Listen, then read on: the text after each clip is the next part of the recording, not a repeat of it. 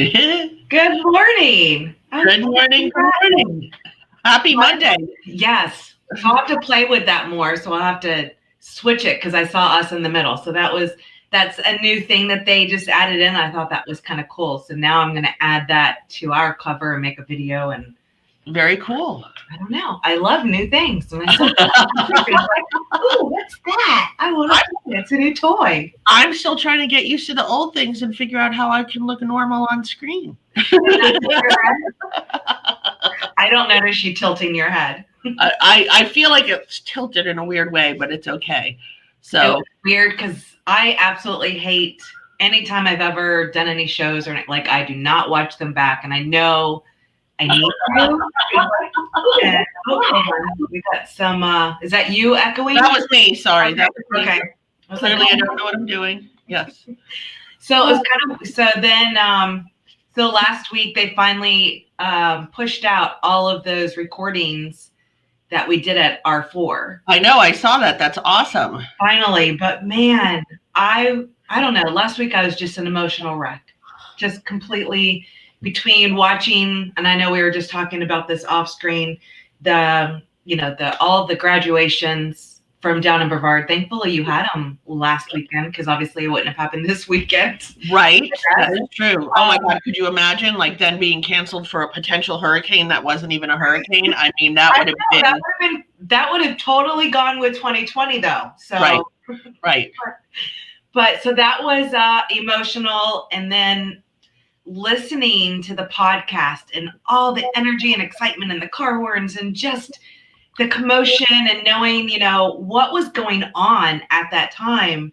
And of course, hindsight, right? Because we had no idea what was going to happen when we come home. You're so crazy when you come home from being away from a week, right? So it's like you're crazy the week before getting everything together so that you can go away for the convention for a week, and then you come back, and now come back and then we were like in full COVID mode. And I have to tell you, so I realized this morning I haven't finished unpacking from Vegas. It wasn't until I just went. I went on a 2-day camping trip. So I went to go grab my carry-on, and I realized that was all the promotional stuff. That's what I haven't unpacked. All the promotional stuff is still sitting in my bag. I had to go find a different one, but it was like all of our glow bracelets from the party posse. And I did find all of how appropriate, but the Children's Miracle Network table had all of the sanitation things. So I was like, sanitizing little bottles, and I was like, oh, well, that's kind of good. So I got those out. But yeah, so it was, because we had done the big meetup. So I had all the confetti paper with the, all the goodies and swag and just so that carry on. I mean, I haven't touched it since then. That was emotional. And then to listen to the podcast, and yeah, it was just surreal. I don't even know, but it was such an emotional week. And then top off, my graduation was finally, well, not mine. Yes, Hunter's. So congratulations on Hunter graduating. That's super awesome. And I'm sure it's been a long road as since we've known you almost his whole school life. I know. That's so weird. Yeah.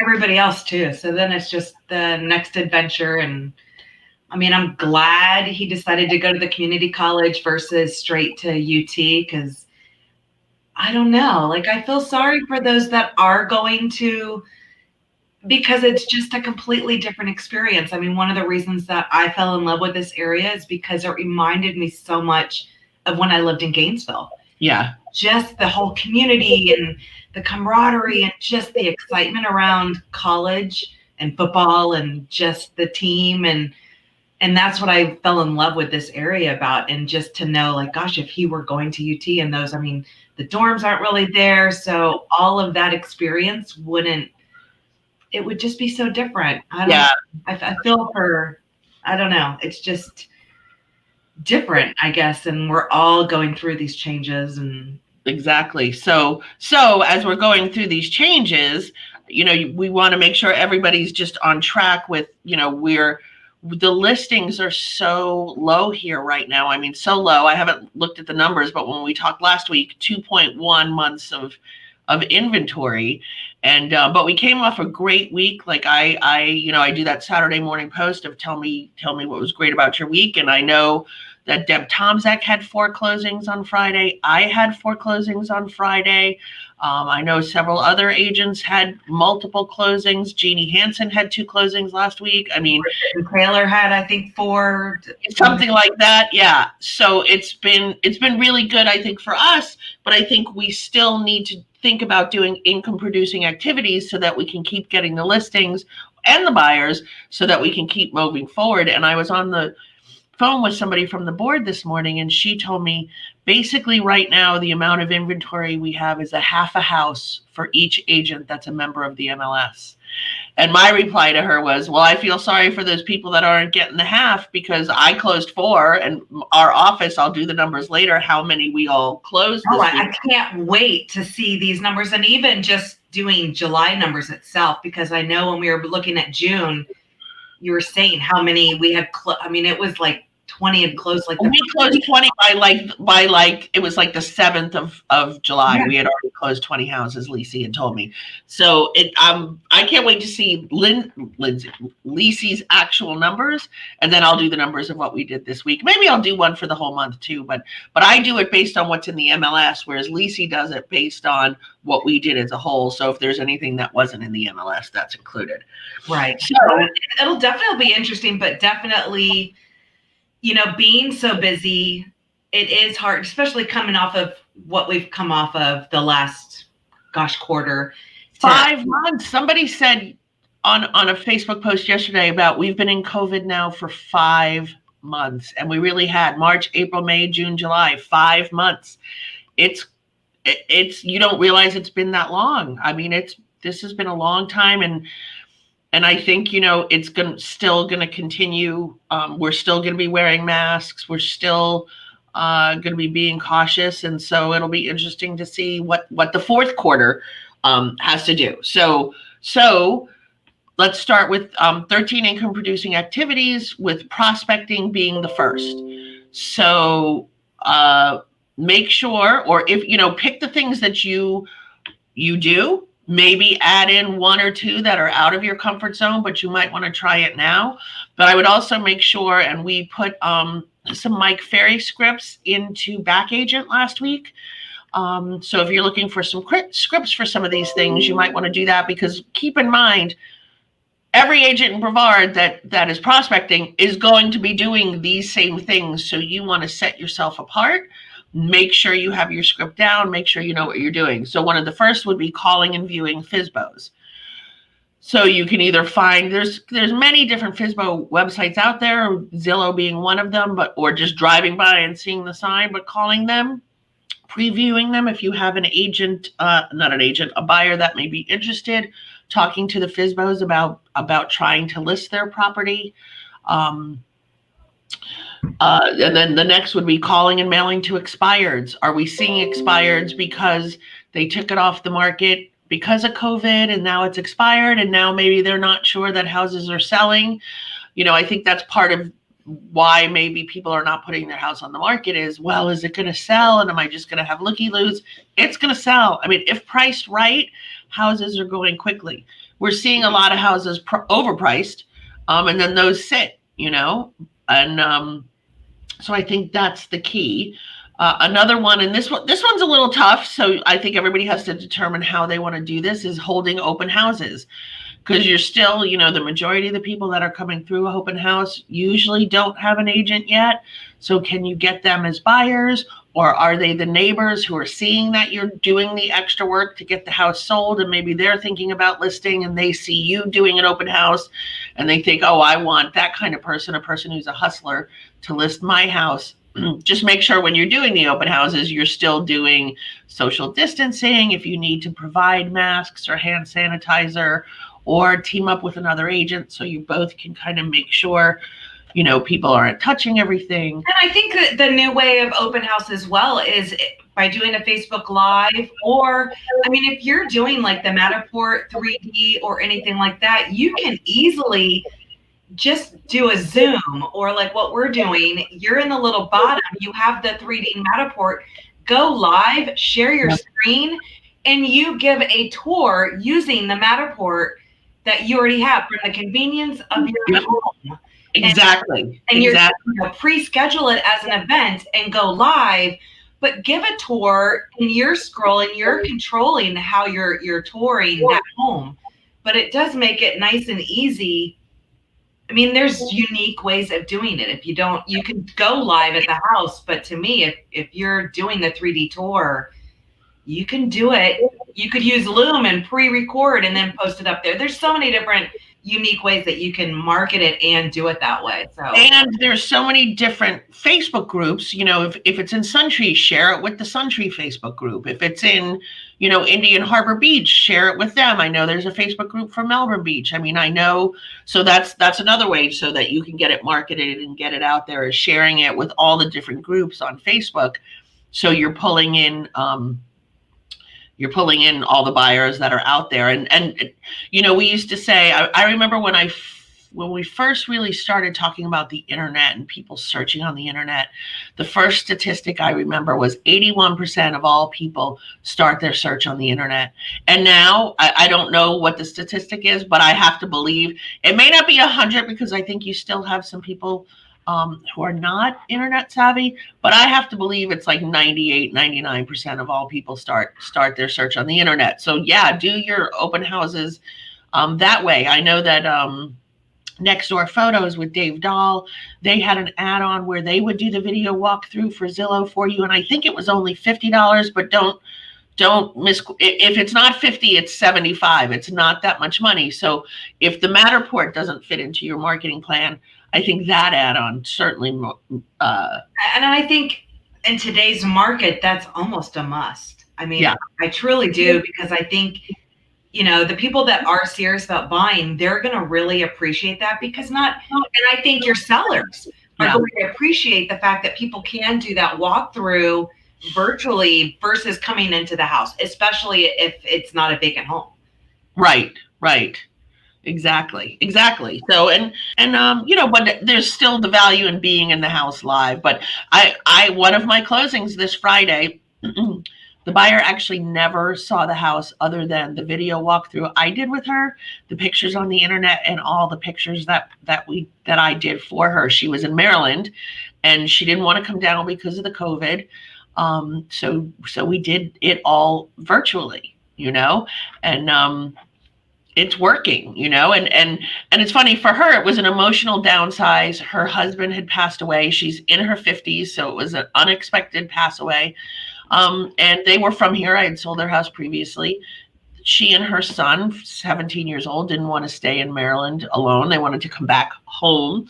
And it was a huge downsize. They were leaving like a 3,200 square foot home in Maryland to do a townhouse here in Suntree, because she's trying now. She's got to watch her money and the whole thing. And it was very emotional for them. They got here and they said when they got there, oh my gosh, this is way better than we even thought the pictures were.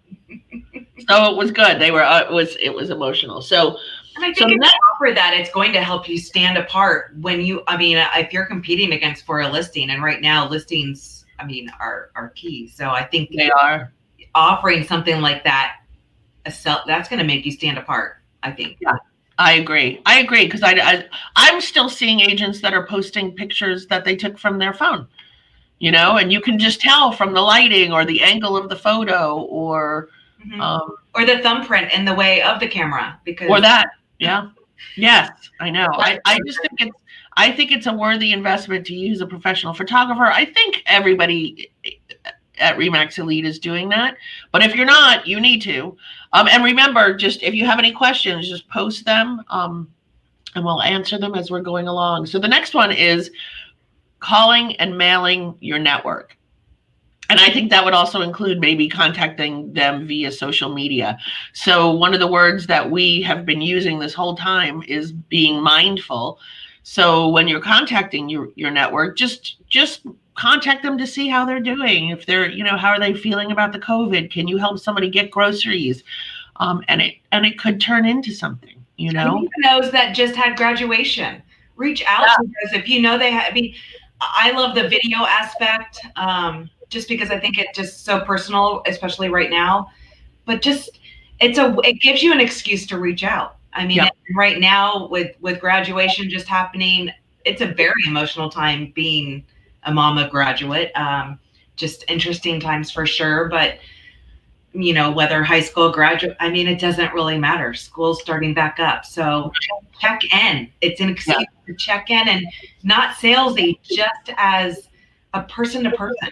Yeah. I mean, and they don't necessarily, you don't need to remind them, I'm Kerry Ramage with Remax Elite. How was graduation? But they know who you are.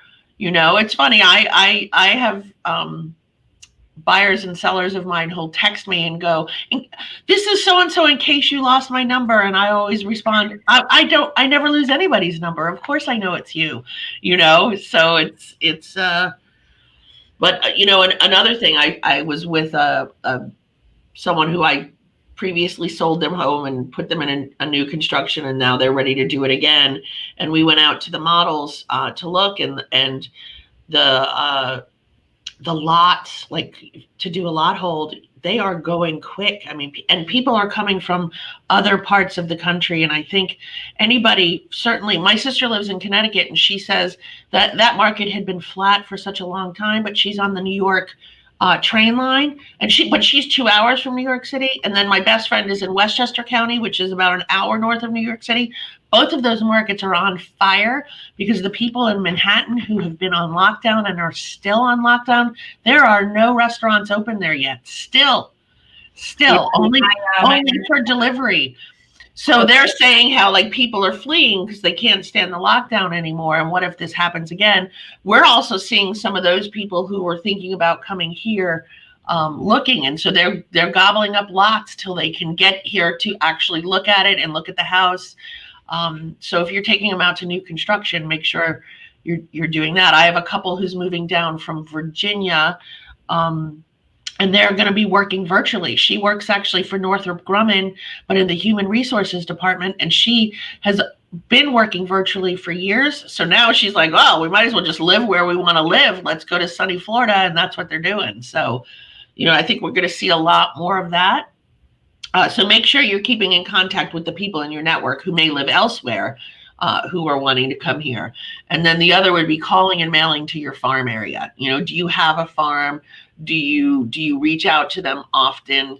Are you sharing with them, whether it's in your postcards or if you have a Facebook group that you've created for an area, letting them know kind of what you're doing. I just did a postcard last week. I sold 2 different houses in Suntree. They were both gone in 24 hours. They were both above asking price. So that's what I did. And I sent that to my farm. So, and I think it's important to give them the stats on if you are thinking, have you even thought about selling? Right. I mean, now is the time to do that. So definitely in the areas that you farm and work, let them know that you have buyers, you're trying to find a home, blah, blah, blah, whatever it is. But yeah. Well, it's funny. My sister in Connecticut, they bought their house in 2005, I think, kind of at the top of the market. So they have been, I don't want to say they've been underwater because they haven't because they put enough money down and it didn't matter. They weren't upside down,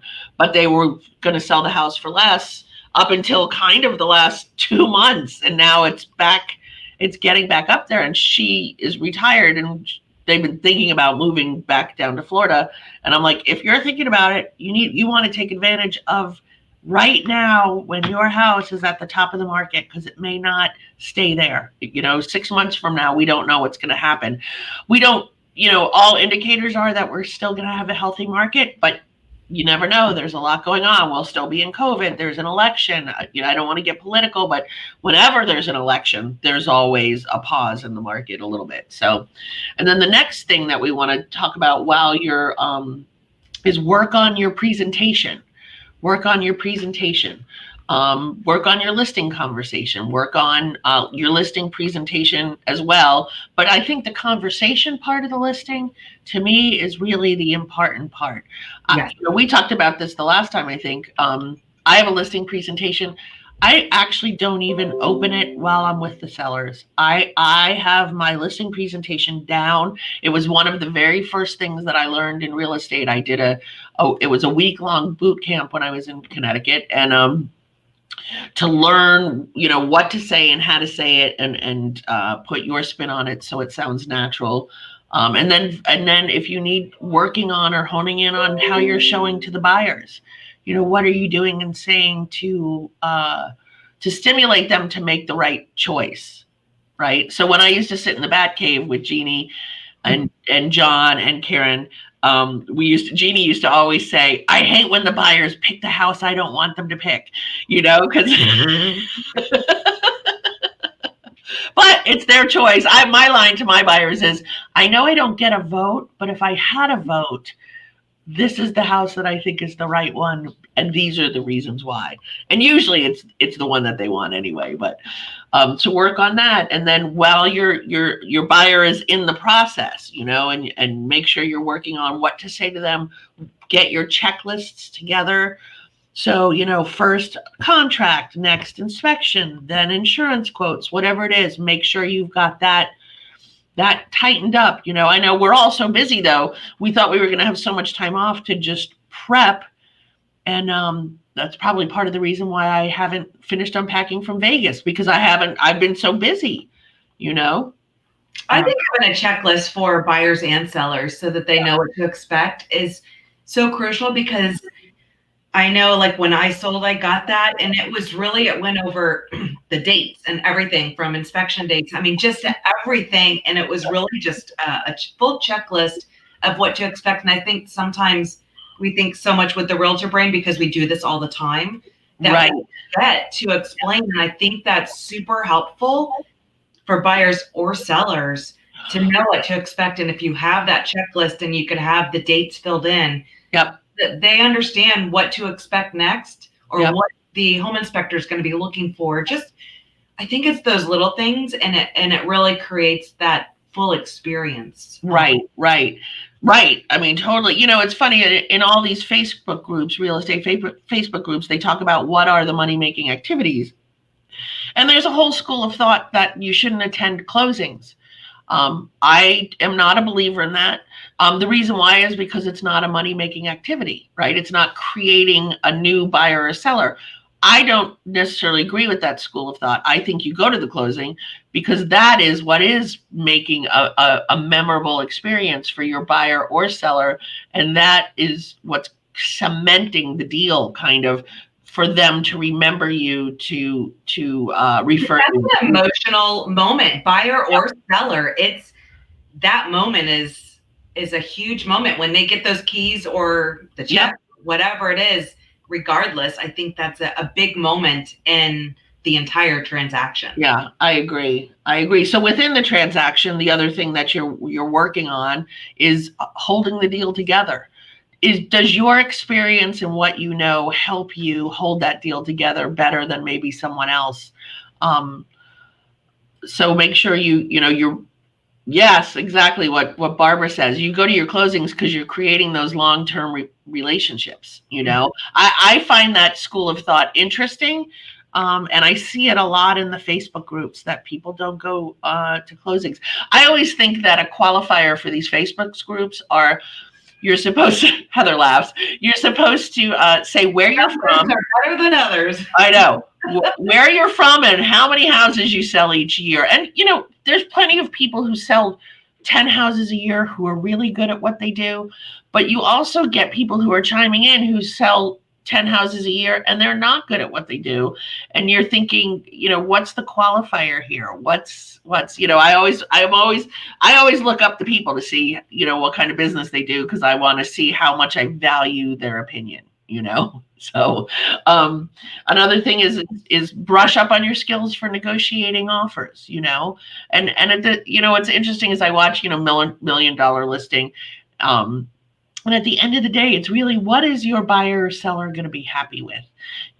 Sometimes I think that they're overpaying, but are they dying for this house, and do they have to have it? And are they willing to pay a little bit more to get it?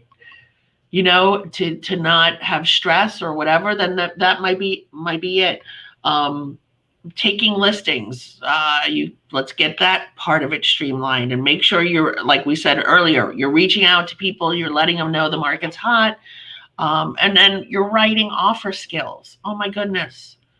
Again, we talked about this one last week. I think your reputation is a huge part, especially in a multiple offer situation. So make sure you're filling out the contract fully. You're including, everything you can. If pre-qualification, pre-approval. If it's contingent on their home selling, you're including the information about that. I mean, put as much out there on the table to make your offer look the best.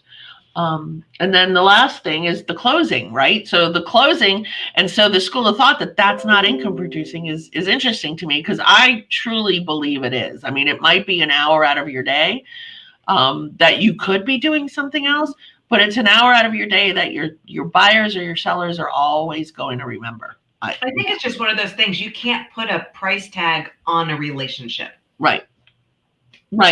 Agree. Totally agree. Okay, so that's our list of income producing things. There's a lot of stuff, but I think it's important to prioritize. Yeah. Just so that you can keep that balance. I mean, as kids are about to go to school, but they're still not.